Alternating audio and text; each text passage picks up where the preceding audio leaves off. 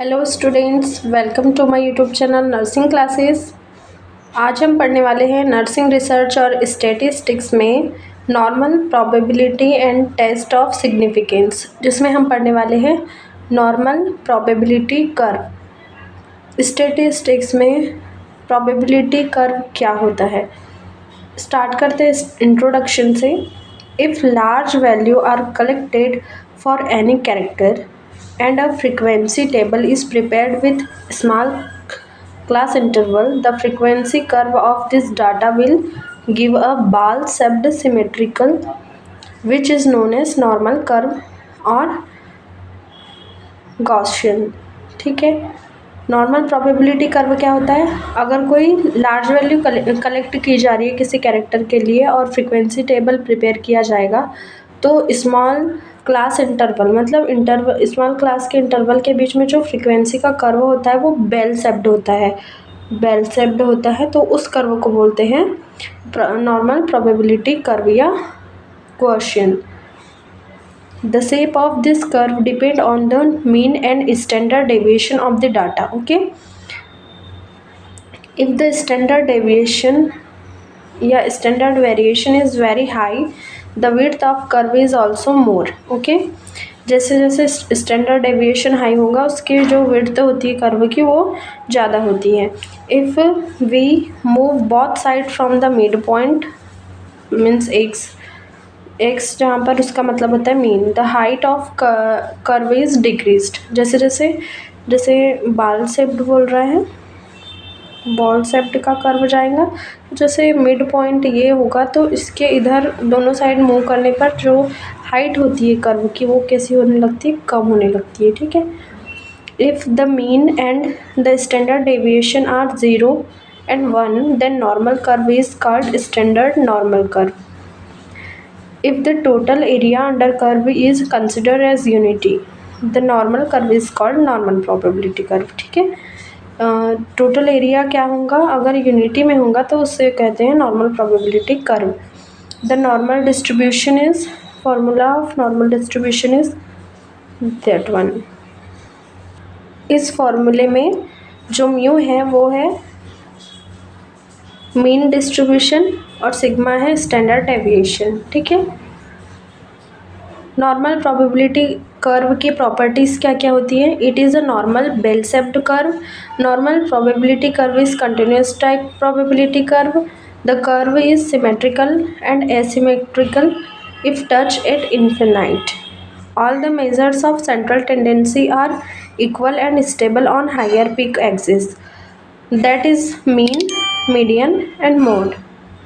The total area when the curve is equal to unity.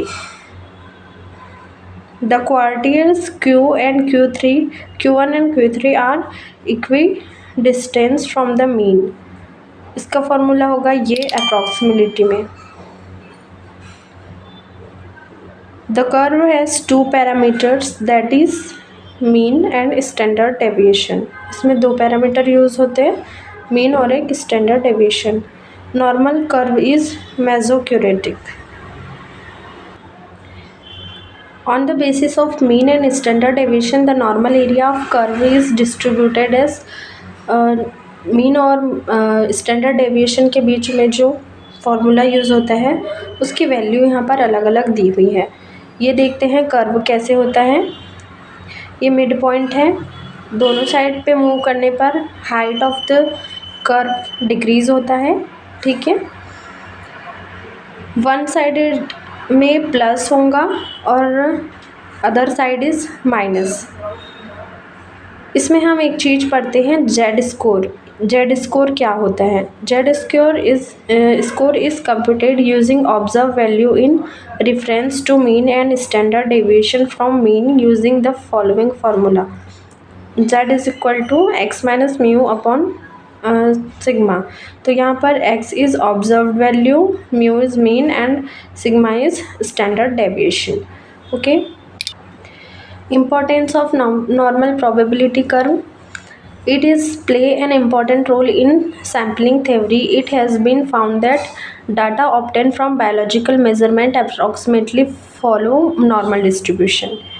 For a large sample, any statistics sample mean sample standard deviation approximately follow normal distribution, and as such it can be studied with the help of normal curve. Normal curve is used to find confidence limit of the population parameter. Normal distribution also form the basis for the test of significance. For example, the mean height of 500 student is 165 centimeter and the standard deviation is 5 centimeter. Assume that the height are normally distributed. Okay, find how many students will have height between 153 and 180 centimetre. तो यहाँ पर हमें question में mean दिया हुआ है जो कि है 165 सेंटीमीटर जो हाइट है स्टूडेंट्स की, और स्टैंडर्ड डेविएशन मतलब स्टूडेंट 5 सेंटीमीटर.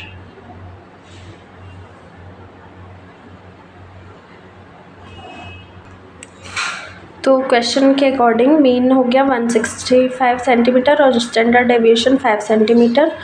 फॉर्मूला हमारे पास जेड स्कोर का ये है जिसमें हम वैल्यू रखेंगे, तो आंसर आएगा 3. यहाँ पर देखते हैं कि प्रपोर्शन ऑफ स्टूडेंट और हाइट का क्या निकालना है 153 और 180 के बीच में.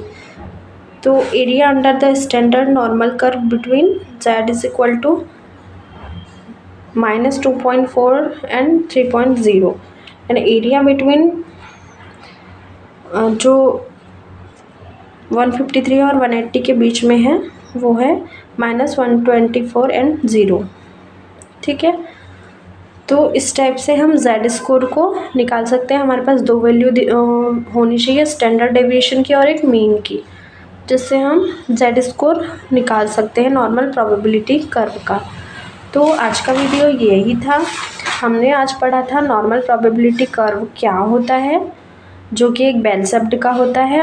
मतलब कैसे कोई लार्ज वैल्यू को अगर कलेक्ट किया जाता है किसी कैरेक्टर के बेस पे, तो जो फ्रीक्वेंसी टेबल होती है वो स्मॉल क्लास के इंटरवल में उसका फ्रीक्वेंसी का जो कर्व होता है वो बेल शेप्ड का आता है. ठीक है, और इसमें कर्व हमें देखना होता है, उसकी इम्पोर्टेंस और प्रॉपर्टीज़ हमने डिस्कस किया. और इसमें जेड स्कोर होता है जिसमें दो वेरिएशन यूज़ किए जाते हैं, मीन के और एक मीन और एक स्टैंडर्ड डेविएशन, ये दो पैरामीटर यूज़ किए जाते हैं. ठीक है, so this is the video on normal probability curve.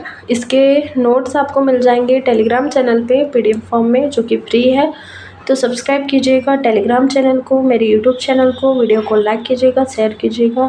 Thanks for watching. Bye bye.